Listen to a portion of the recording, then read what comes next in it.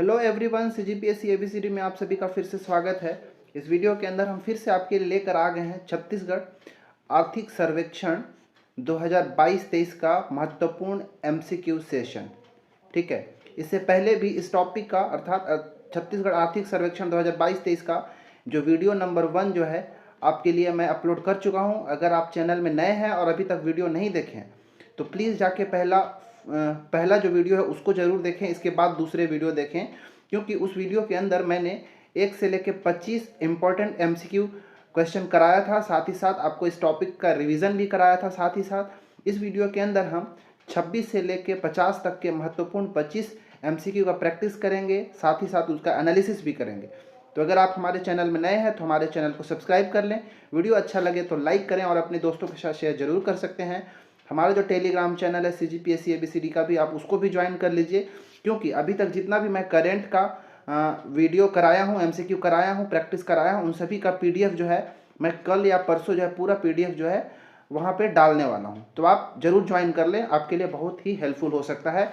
ये आर्थिक सर्वेक्षण 2022-23 वाला जो वीडियो होगा, सीजीपीएससी प्रीलिम्स जो नज़दीक आने वाला है वो, और सीजी व्यापम के जितने भी आगामी एग्ज़ाम हैं सभी के लिए इम्पॉर्टेंट हो सकता है। तो चलिए इस सेशन की शुरुआत करते हैं। वीडियो को पॉज करके आप खुद भी आंसर लगाने की कोशिश करें और आप कमेंट कर सकते हैं लास्ट में कि आपका इन 25 प्रश्नों में से कितना सही हो रहा है। ठीक है, बहुत अच्छे अच्छे प्रश्न हैं जो मैंने खुद तैयार किए हैं। आपको बहुत यहाँ पे मज़ा आएगा, बहुत ज़्यादा आपको सीखने को मिलेगा, बहुत ज़्यादा रिविजन होगा। ठीक है, चलिए पहला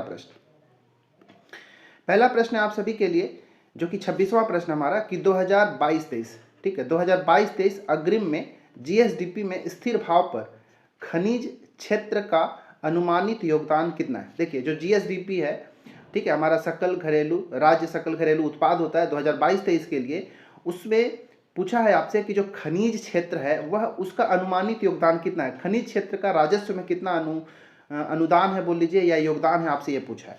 वीडियो को पॉज करेंगे और आंसर देने की कोशिश करेंगे कि राइट आंसर क्या होगा। ठीक है, बहुत अच्छा प्रश्न है, ये इंपॉर्टेंट है। इसका जो सही आंसर है ऑप्शन नंबर बी। ठीक है, 29,307 करोड़ रुपए का योगदान है खनिज क्षेत्र का, किसमें, जीएसडीपी 2022-23 में। ठीक है, याद रखिएगा। चलिए 27वां प्रश्न भी खनिज से ही संबंधित है कि 2021-22 में, ये ईयर भी आप ध्यान से देखिएगा जब मैं बोलता हूं, जब 2022-23 बोलता हूं तो वो समझिएगा, 2021-22 बोलता हूं तो समझिएगा। वर्ष 2021-22 में खनिजों से राजस्व आय कितनी हुई है। ठीक है, 2021-22 में, देखिए 2022-23 का है वो अनुमानित होगा, 2021-22 का होगा वो कंफर्म होगा, ऐसा समझिएगा। तो 2021-22 में खनिजों से कितनी राजस्व प्राप्त हुई है, हमसे ये पूछा गया है। ठीक है, चारों आंसर को आप वीडियो को पॉज करेंगे और आंसर देने की कोशिश करेंगे। ठीक है, तो इसका जो राइट आंसर है ऑप्शन नंबर ए, 12,305.38 करोड़ रुपए का आय प्राप्त हुआ है खनिजों से। कब, 2021-22 के अंदर। ठीक है, याद रखिएगा। ये जो 11,362.24 करोड़ रुपए जो है ना, ये वित्तीय वर्ष 2022-23 में है। ठीक है, ये क्या है, 2021-22 का है ये। ठीक है, जो पहला आंसर है, लेकिन 11,362.24 करोड़ रुपए है वो वित्तीय वर्ष 2022-23 में कुल खनिजों से प्राप्त आय है। ठीक है, याद रखिएगा, क्या बोल रहा हूं कि 2022-23 में मुख्य खनिज, ठीक है, मुख्य खनिज से प्राप्त आय है। देखिए जो एक खनिज है ना, ये खनिज दो प्रकार के होते हैं, कह लीजिए, एक होता है मुख्य खनिज और दूसरे होते हैं गौण खनिज। ठीक है, तो मुख्य खनिज से कितने आय प्राप्त हुए, इन दोनों को जोड़ने पर ही टोटल जो है कुल राजस्व आय हमको खनिज से मिलेगा। तो मुख्य खनिज से आय कितना 2022-23 में प्राप्त हुआ है, इतना प्राप्त हुआ है। ठीक है, वहीं जो गौण खनिज होते हैं उससे 252.85 करोड़ रुपए की राजस्व की प्राप्ति हुई है 2022-23 में ही। ठीक है, इस पूरा जो डाटा को आप बहुत ध्यान से देखिएगा, ये गौण खनिजों से प्राप्त आय है। ठीक है, ये चीज को आप नोट करके लिखिएगा, और ये ऑप्शन में ऐसे एक्स्ट्रा डाला था। तो ये तीनों चीज आपको याद रखना है कि इसका राइट आंसर क्या होगा, ऑप्शन नंबर ए सही था कि 2021-22 में खनिजों से प्राप्त आय कितनी थी, टोटल इतनी थी। चलिए तीसरा प्रश्न अब देखते हैं। तीसरा प्रश्न है जो कि 28वां है, वर्ष 2021-22 में देश के कुल खनिज उत्पादन मूल्य में छत्तीसगढ़ राज्य का योगदान कितना प्रतिशत रहा था? ये भी इंपॉर्टेंट प्रश्न है।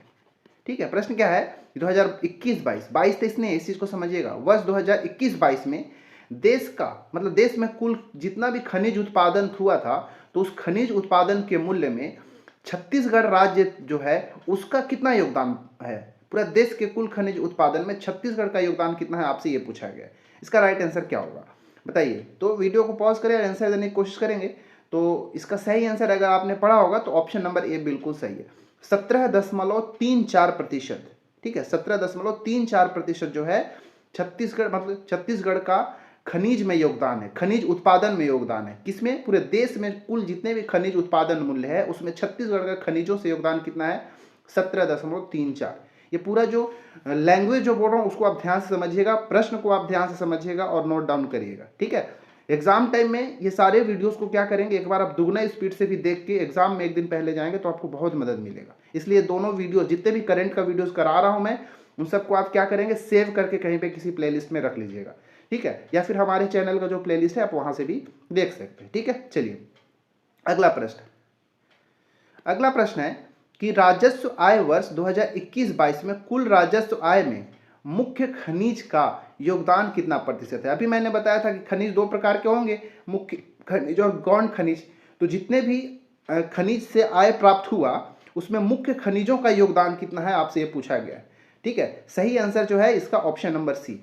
ठीक है, कुल खनिज से जो आय प्राप्त हुआ है उसका 97% आय जो है वो मुख्य खनिजों से प्राप्त हुआ है। ठीक है, मुख्य खनिज का योगदान पूरे आय में 97% है। वहीं जो गौण खनिज है, ठीक है, उनका योगदान कितना है? गौण खनिजों से जो आय प्राप्त हुआ है उसका योगदान कितना है? 3% का है। ठीक है, याद रखिएगा ऑप्शन नंबर ए।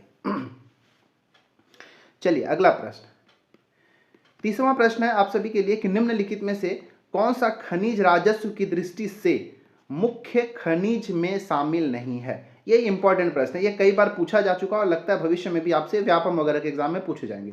ठीक है, खनिज जो है दो तरह का, एक हो गया मुख्य खनिज, एक हो गया गौण खनिज। अब इसके अंतर्गत कौन कौन से खनिज आते हैं थोड़ा सा आप वो जान लीजिए। तो आपसे पूछा है कि कौन सा मुख्य खनिज में शामिल नहीं है? चूना पत्थर, बॉक्साइट, टीन या फिर ग्रेनाइट, कौन सा शामिल नहीं है?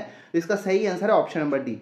ग्रेनाइट जो है मुख्य खनिज में नहीं, बल्कि ये कहाँ आता है? गौण खनिज में आता है।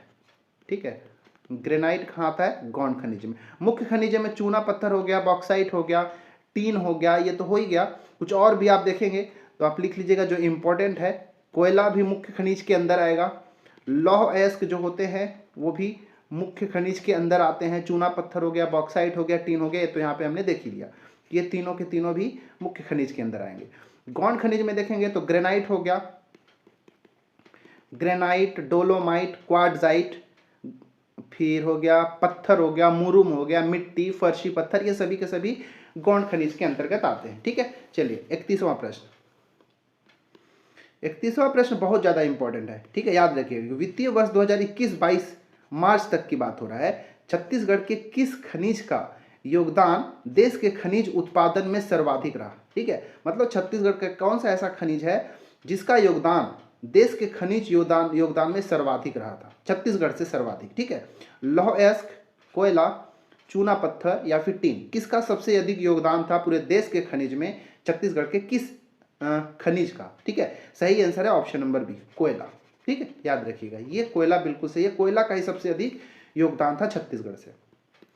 32वां प्रश्न है कि वित्तीय वर्ष 2021-22 मार्च 2021-22 तक छत्तीसगढ़ राज्य के लौह अयस्क का देश के खनिज में प्रतिशत योगदान कितना था? इससे पहले हमने देखा कि जो कोयला है उसका तो प्रतिशत योगदान सबसे अधिक था देश के खनिज में। ठीक है ना, लेकिन लौह अयस्क का कितना प्रतिशत है इस बार मैं पूछा हूं।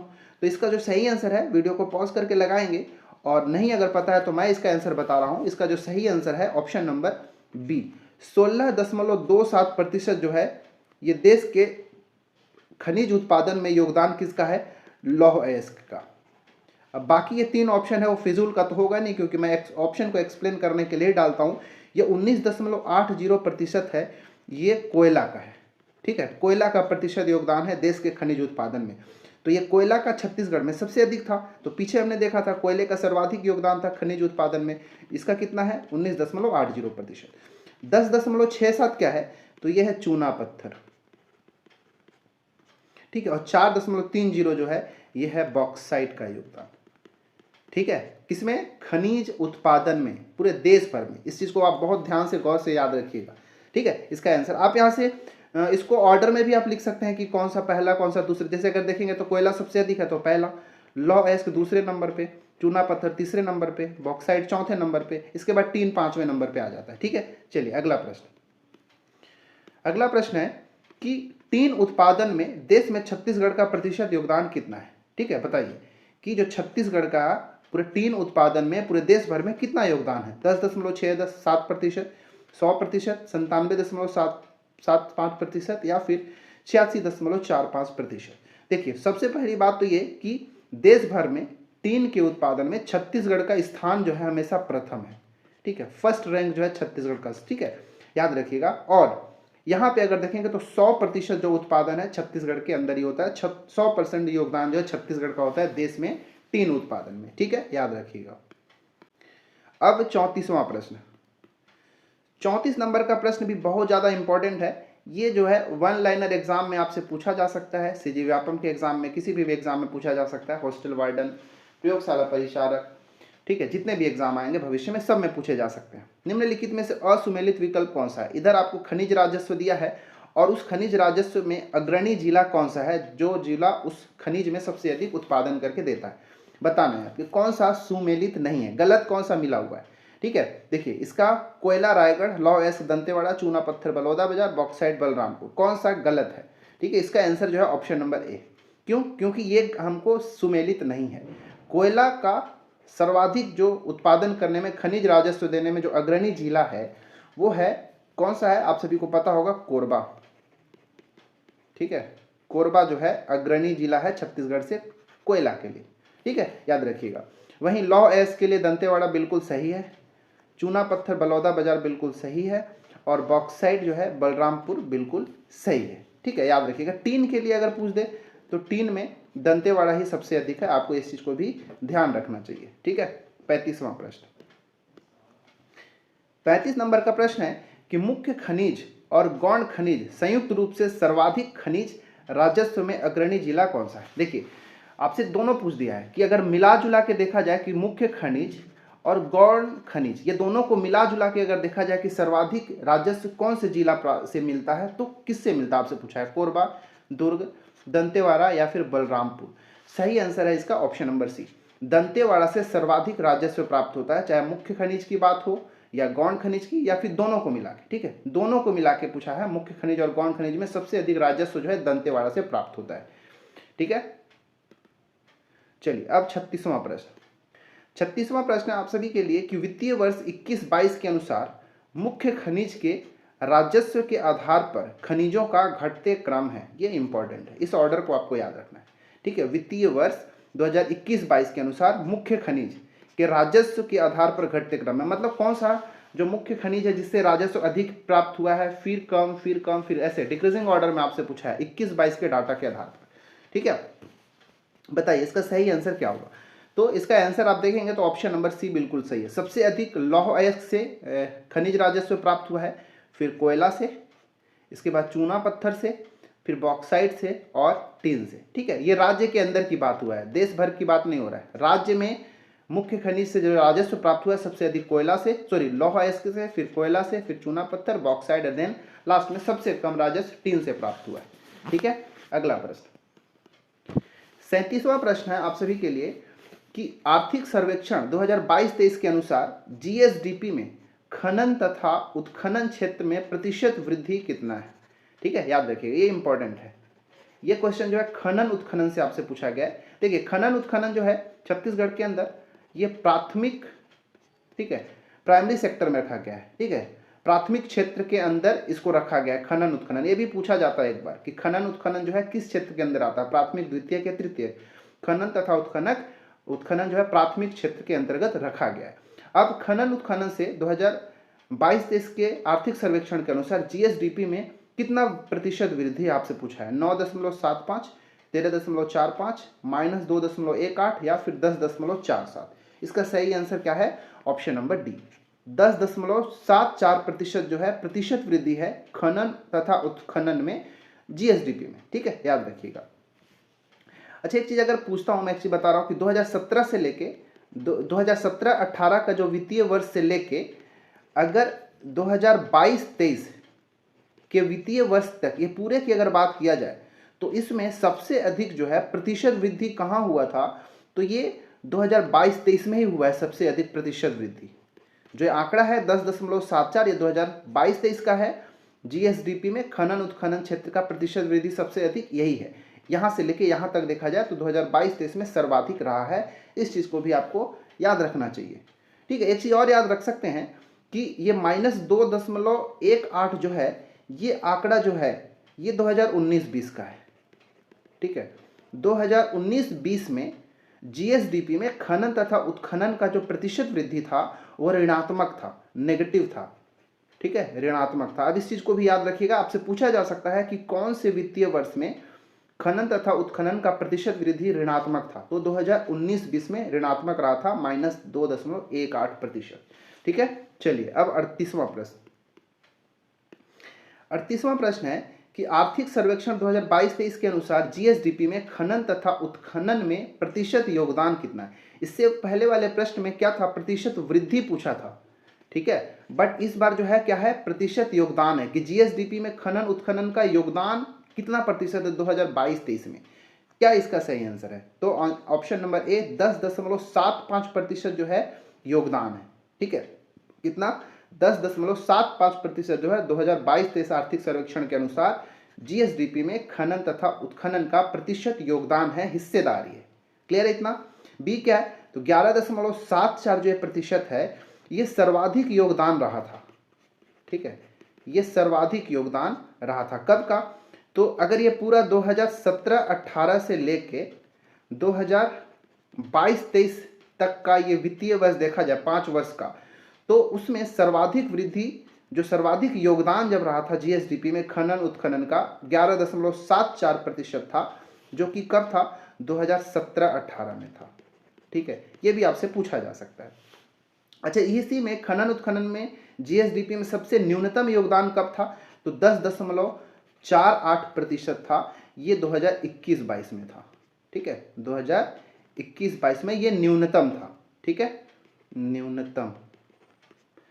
ठीक है, याद रखिएगा। इस 27% इसलिए मैं एक ऑप्शन दिया हूं क्योंकि ये बहुत ज़्यादा इंपॉर्टेंट डाटा है। देखिए, छत्तीसगढ़ का जो कुल राजस्व का लगभग जितना 27% राजस्व है ना, वो कहाँ से आता है, तो खनिजों के दोहन से खनिज राजस्व में प्राप्त होता है। ठीक है, खनिजों के दोहन से खनिज राजस्व में 27% की प्राप्ति होती है छत्तीसगढ़ के कुल राजस्व में, तो आप इसको भी याद रखिएगा। चलिए अब 39वां प्रश्न। 39वां प्रश्न देखते हैं। उम्मीद है आपको वीडियो अच्छा लग रहा होगा। ठीक है, वीडियो अच्छा लगता है तो लाइक करें। ठीक है, दोस्तों के साथ शेयर भी कर लेंगे। और ये हमारा जो यूट्यूब फैमिली है जो अभी अभी 10 किए हुआ है, इसको हम बढ़ाने की कोशिश करते हैं। ठीक है, चलिए, क्योंकि देखिए एक ये होता है ना कि अगर कम लोग रहते हैं तो हमारा जो यही उम्मीद रहता है कि हम ज़्यादा से ज़्यादा लोगों को अपने साथ जोड़ें। ठीक है, ज़्यादा से ज़्यादा लोग जो हमारा जो ये वीडियोस है उसका फ़ायदा उठा सके। ठीक है, तो इसको हम सोचते हैं कि और बढ़े, क्योंकि इससे हमको मोटिवेशन मिलता है कहीं ना कहीं। ठीक है, प्रश्न है कि आर्थिक सर्वेक्षण 2022-23 अग्रिम के अनुसार जीएसडीपी में वानिकी का प्रतिशत कितना है। ठीक है, वानिकी का कितना प्रतिशत है जीएसडीपी में, आपसे ये पूछ लिया गया है। ठीक है, इसका आंसर है ऑप्शन नंबर बी, 3.19% जो है वानिकी का हिस्सेदारी है जीएसडीपी में 2022-23 अग्रिम अनुमान के अनुसार। ठीक है, याद रखिएगा। 2021-22 में कितना था, तो वानिकी का हिस्सेदारी 2021-22 में 3.32 था। ठीक है, 2021-22 में वानिकी का योगदान 3.32, इस बार 3.19 हो गया है घट के। ठीक है, चलिए 40वां प्रश्न। 40वां प्रश्न है आप सभी के लिए कि छत्तीसगढ़ में 2022-23 में कितना मानक बोरा तेंदुपत्ता का उत्पादन हुआ है। ये वेरी वेरी इंपॉर्टेंट प्रश्न है। ठीक है, ये क्वेश्चन जो है एग्जाम में पूछे जाने की चांसेस ऐसा लगा रहता है। ठीक है, एक मानक बोरा में कितने हजार तेंदुपत्ता को लिया जाता है, कोई कमेंट करके जरूर बताएं कि एक मानक बोरा जो होता है उसमें कितना तेंदुपत्ता जो है काउंट किया जाता है। ठीक है, बताइए, बताना है कि 2022-23 में छत्तीसगढ़ में कितना मानक बोरा तेंदुपत्ता का उत्पादन हुआ है। वीडियो को पॉज करें और आंसर देने की कोशिश करें। ठीक है, तो इसका सही आंसर है ऑप्शन नंबर ए, 13.06 लाख मानक बोरा, ठीक है, सॉरी गलत हो जाएगा, ये वाला आंसर इसका नहीं है, इसका सही आंसर है ऑप्शन नंबर सी, ठीक है। 15.83 लाख मानक बोरा जो है ये 2022-23 के अंतर्गत इतना तेंदुपत्ता जो है, इतना मानक बोरा उत्पादन हुआ है, ठीक है। एक मानक बोरा में 50,000 तेंदुपत्ता को रखा जाता है, ठीक है, याद रखिएगा।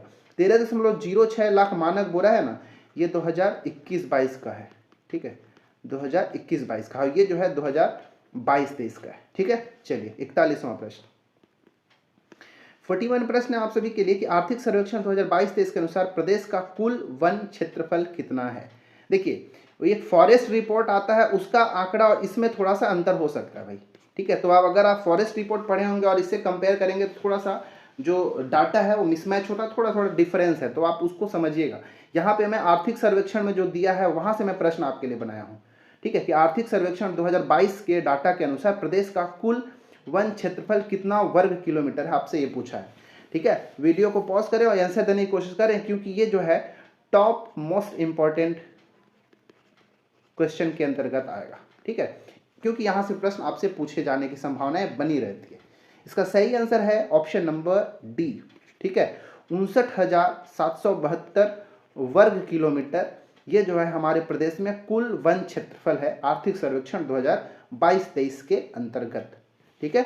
चलिए अगला प्रश्न, वो चारों ऑप्शन क्या था अभी आपको यहाँ पे पता चलेगा। प्रश्न है कि आर्थिक सर्वेक्षण 2022-23 के अनुसार प्रदेश के कुल वन क्षेत्रफल में आरक्षित वन क्षेत्रफल कितना प्रतिशत है। देखिए जो हमारा कुल वन क्षेत्रफल होता है उसको 3-4 कैटेगरी से जोड़ के बनाया जाता है। इसमें कुछ होते हैं आरक्षित वन, ठीक है, आरक्षित वन होते हैं, आरक्षित वन के बाद संरक्षित वन होते हैं, ठीक है, और एक होता है अवर्गीकृत वन, ठीक है। इन तीनों को अगर आप जोड़ेंगे तो कुल वन क्षेत्रफल आपको मिलता है, ठीक है। तो आपसे कुल वन क्षेत्रफल तो हमने पीछे ऑप्शन में पूछा था कि 59,772 वर्ग किलोमीटर जो है छत्तीसगढ़ के अंदर कुल वन क्षेत्रफल है।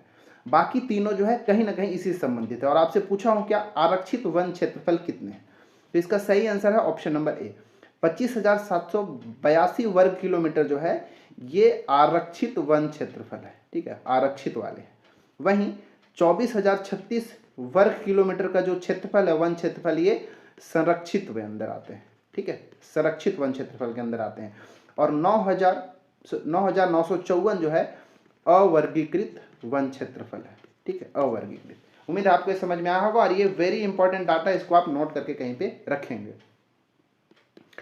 43वां प्रश्न है आप सभी के लिए कि वानिकी क्षेत्र में जीएसडीपी में 2022-23 में प्रतिशत वृद्धि कितना है। ये भी इंपॉर्टेंट है, ठीक है, कि वानिकी के क्षेत्र में जीएसडीपी में 2022-23 में कितना प्रतिशत वृद्धि हुआ है, ठीक है।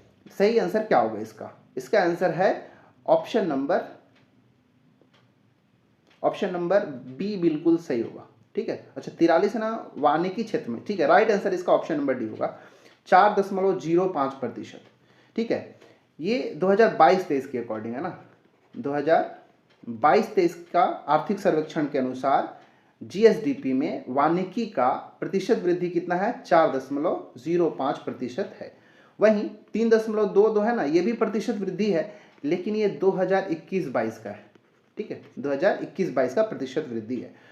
ये 3.19% क्या है, इस चीज को आपको याद रखना है कि ये 2022-23 वित्तीय वर्ष में जीएसडीपी में योगदान है, ठीक है। वानिकी क्षेत्र का योगदान अगर 2022-23 में पूछेगा तो 3.19 है, लेकिन प्रतिशत वृद्धि अगर पूछेगा तो कितना है, 4.05% है, ठीक है, इस चीज को याद रखिएगा। और यही वाला अगर 3.31 है ना, ये 2021-22 का है, लेकिन किससे संबंधित है, ये योगदान से संबंधित है, जीएसडीपी में योगदान। मतलब ये दोनों जो ऑप्शन है 2021 और 22 का जीएसडीपी में वानिकी क्षेत्र का योगदान से संबंधित है, और ये दोनों जो ऑप्शन है सी और डी, तो ये है किसमें, जीएसडीपी में वानिकी क्षेत्र का प्रतिशत वृद्धि 2021 और 22 वाले फाइनेंशियल ईयर में, ठीक है। तो ये चारों को मैं इसलिए एक जगह ऑप्शन में डाला हूं ताकि आपको रिलेट करके मैं बता सकूं। चलिए 44वां प्रश्न, 44 नंबर का प्रश्न है कि वर्तमान में छत्तीसगढ़ पूरे देश में मत्स्य बीज उत्पादन में कौन सा स्थान पर है। ये इंपॉर्टेंट है और यहाँ से प्रश्न आपसे कई बार से पूछे गए हैं और भविष्य में पूछे जा सकते हैं। ठीक है, बताइए क्या आंसर है, छठवां, पांचवां, तीसरा या फिर सातवां। ठीक है, इसका सही आंसर है ऑप्शन नंबर बी, पांचवें नंबर पे। ठीक है, देखिए समझिएगा ध्यान से, यहाँ पे बोला हूँ मत्स्य बीज उत्पादन। अगर आपसे पूछेगा कि मत्स्य बीज उत्पादन में कौन से नंबर पे है, तो पांचवें नंबर पे है। लेकिन अगर पूछ दे कि मत्स्य उत्पादन में कौन से, मछली उत्पादन में कौन से नंबर पे है, तो अब वो छठवां नंबर पे आएगा, ऑप्शन नंबर ए। ठीक है, मत्स्य उत्पादन या फिर मछली पालन या मछली उत्पादन के क्षेत्र में छठवां नंबर पर, लेकिन मत्स्य बीज उत्पादन में देखा जाए तो पांचवें नंबर पे। ठीक है, चलिए एक चीज याद रखिएगा, छत्तीसगढ़ में जितना भी जल क्षेत्र है, इसका जो है पुराना वीडियो इससे पहले वाले में अच्छे से मैं कराया हूँ, जल क्षेत्र और सिंचाई से संबंधित, कि छत्तीसगढ़ में अंदर जितना भी जल क्षेत्र है उसका 98.09% में मछली पालन कहीं ना कहीं किया जा रहा है, मत्स्य पालन या फिर मछलियों के लिए विकसित किया जा रहा है या किया जा चुका है, 98.09%। ठीक है, चलिए 45 प्रश्न। 45वां है, आर्थिक सर्वेक्षण के अनुसार प्रदेश की स्वयं की विद्युत उत्पादन क्षमता अक्टूबर 2022 तक कितनी है। ठीक है, मैं यहाँ पे अलग अलग जगह से लिया हूँ, वानिकी से भी, इस वीडियो के अंदर वानिकी से लिया हूँ। ठीक है, फिर खनिज से लिया हूँ, खनिज के बाद हमने आगे अगर देखेंगे तो जो पीडीएस सिस्टम होता है वहाँ से लिया हूँ। तो अलग अलग जगह से मैं डाटा को उठाया हूँ आर्थिक सर्वेक्षण का ही। ठीक है, तो आर्थिक इसमें बताना है कि स्वयं की विद्युत उत्पादन क्षमता अक्टूबर 2022 तक छत्तीसगढ़ की कितनी है। यहाँ पे चारों ऑप्शन बहुत अच्छा है, इंपॉर्टेंट है, आपको याद रखना है। कुल विद्युत उत्पादन अगर पूछा जाए कि छत्तीसगढ़ राज्य की कुल विद्युत उत्पादन क्षमता अक्टूबर 2022 तक कितनी है, तो है ऑप्शन नंबर डी, 2984.70 मेगावाट, ये है। ठीक है, सही आंसर इसका ये है। ऑप्शन नंबर ए जो है 1360 मेगावाट, ये राज्य निर्माण के समय, ठीक है 2000 की बात हो रही है, ठीक है नवंबर 2000, राज्य निर्माण के समय, ठीक है, छत्तीसगढ़ की विद्युत उत्पादन क्षमता कितनी थी, 1360 मेगावाट। ठीक है, अब देखेंगे कि ये 2022 की मैं बात कर रहा हूँ, ये अक्टूबर 2022 की बात कर रहे हैं और ये राज्य निर्माण के समय, यहाँ पे कहीं ना कहीं 22 वर्ष लगभग हो गए। और इस 22 वर्ष में अगर उत्पादन की क्षमता में वृद्धि देखा जाए तो 199% की वृद्धि हुआ। इस डाटा को भी आपको याद रखना है कि राज्य निर्माण से लेके अक्टूबर 2022 तक छत्तीसगढ़ का विद्युत उत्पादन क्षमता में कितना प्रतिशत की वृद्धि हुई है, तो 119% की वृद्धि है। वेरी इंपॉर्टेंट क्वेश्चन यहाँ से आपसे बनाया जा सकता है। ये जो 2840 मेगावाट है, ये तापीय विद्युत का है। ठीक है, तापीय विद्युत क्षमता जो है छत्तीसगढ़ का कितना है, 2840, और 138.70 मेगावाट जो है ये जलीय विद्युत क्षमता है। ठीक है, जलीय विद्युत से इतना मेगावाट जो पावर जनरेशन होता है। ठीक है, चलिए 46 नंबर का प्रश्न। 46वां प्रश्न है कि वर्ष 2021-22 के अंत तक प्रदेश में विद्युत उपभोक्ताओं की संख्या कितनी है। थोड़ा सा नींद में मैं बना रहा हूँ इसलिए जवान जो लड़खड़ा रहा है दोस्तों, क्योंकि मैं थक चुका हूँ ड्यूटी से आने के बाद 25 क्वेश्चन टाइप करना, फिर उसको रिकॉर्ड करने में थोड़ा सा टाइम लगता है, समय लगता है। ठीक है, देखिए प्रश्न है कि 2021-22 के अंत तक, और ये वीडियो भी मैं रात में रिकॉर्ड कर रहा हूँ तो इसलिए थोड़ा सा नींद भी आ रही है। प्रश्न है कि वर्ष 2021-22 के अंत तक प्रदेश में विद्युत उपभोक्ताओं की संख्या कितनी है। ये इंपॉर्टेंट प्रश्न है, कितने विद्युत उपभोक्ता हैं 2021-22 के अंत तक की मैं बात कर रहा हूँ, ये ईयर भी याद रखिएगा कब से। ठीक है, सही आंसर है ऑप्शन नंबर ए, 60.24 लाख विद्युत उपभोक्ता हैं। ठीक है, अगला प्रश्न 47वां प्रश्न बहुत ज़्यादा इंपॉर्टेंट है। ठीक है, यह प्रश्न आपको मिलेगा नहीं कहीं, लेकिन मैंने क्वेश्चन जो इसको बनाया क्योंकि ये लगता है कि पूछ ले कहीं ना कहीं। प्रश्न है कि केंद्रीय विद्युत प्राधिकरण, central electric authority, CEA short में कहते हैं, कि रिपोर्ट के अनुसार सीएसपीजीसीएल स्टेट सेक्टर में कौन से स्थान पर है। सीएसपीजीसीएल का फुल फॉर्म जानते होंगे, Chhattisgarh state power generation company limited. ठीक है, Chhattisgarh state power generation company limited, CSPGCL, इसका कौन सा स्थान है स्टेट सेक्टर में विद्युत जनरेशन के रूप में। इसको थोड़ा समझा रहा हूं, समझिएगा। ये क्या होता है, एक आपको समझना चाहिए पीएलएफ फैक्टर क्या होता है। पीएलएफ का फुल फॉर्म होता है plant load factor. Plant load factor, ये प्लांट लोड फैक्टर होता क्या है कि जो हमारा जो वो होता है ना, क्या बोलते हैं, पावर प्लांट होते हैं, जो थर्मल पावर प्लांट होते हैं, विद्युत तापगृह जो होते हैं, ये उसको मेज़र करता है कि उसका एवरेज यूटिलाइजेशन कितना हो पा रहा है, उसी को PLF फैक्टर कहते हैं।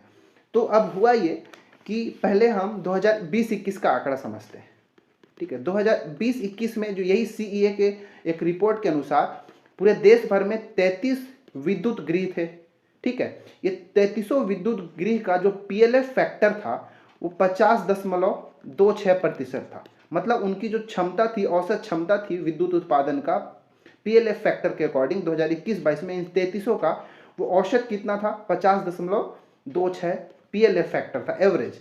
वहीं पे जो छत्तीसगढ़ का CSPGCL है उसका जो क्षमता था 69.49%। इतना PLF फैक्टर था कितना, CSPGCL का 2020-21 में। और 2020-21 में जो छत्तीसगढ़ का जो स्टेट फैक्टर था उसका, ये पूरे को ही स्टेट फैक्टर कहते हैं, ठीक है, स्टेट सेक्टर, ठीक है। स्टेट सेक्टर के अंतर्गत इस PLF के अकॉर्डिंग ही देखा जाता है। तो छत्तीसगढ़ का तीसरा स्थान प्राप्त था, कब, 2020-21 में तीसरा स्थान प्राप्त था छत्तीसगढ़ को।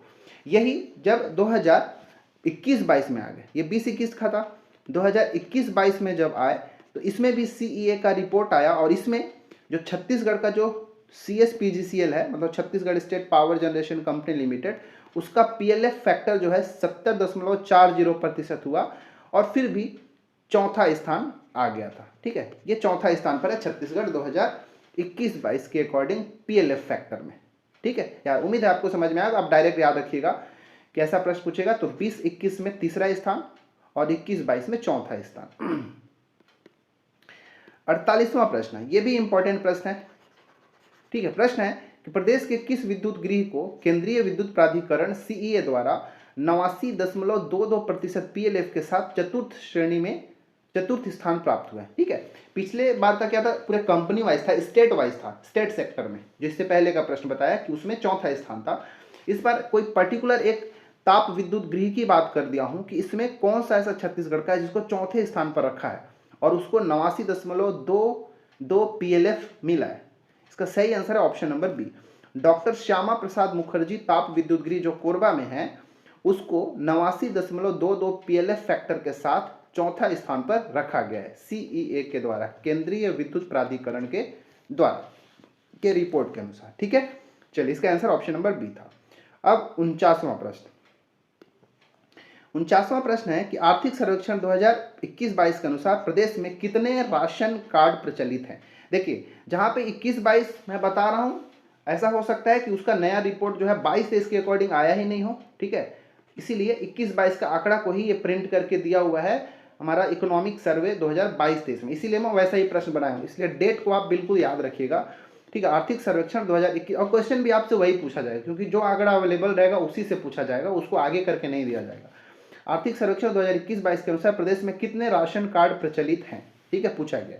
सही आंसर है ऑप्शन नंबर बी, 68.92 लाख जो है राशन कार्ड प्रचलन में है। कब तक, तो याद रखिएगा नवंबर 2021 की स्थिति में बात कर रहा हूँ, ठीक है। नवंबर 2021 की स्थिति में 68.92 लाख। अब इस वीडियो का हम 50वां और आखिरी प्रश्न देखते हैं, ठीक है, क्योंकि वीडियो में बहुत लेंदी नहीं करना चाहता हूँ। देखते हैं, प्रश्न है नवंबर 2021 की स्थिति में सार्वजनिक वितरण प्रणाली PDS पब्लिक डिस्ट्रीब्यूशन सिस्टम के अंतर्गत प्रदेश में कुल उचित मूल्य की दुकानें कितनी हैं। ये इंपॉर्टेंट प्रश्न है, ठीक है। कितने उचित मूल्य की दुकानें हैं छत्तीसगढ़ के अंदर नवंबर 2021 तक, ठीक है, बताइए। आंसर है ऑप्शन नंबर सी, 13,244। शहरी क्षेत्र में PDS सिस्टम कितने हैं, तो 1535, ठीक है, शहरी क्षेत्र में।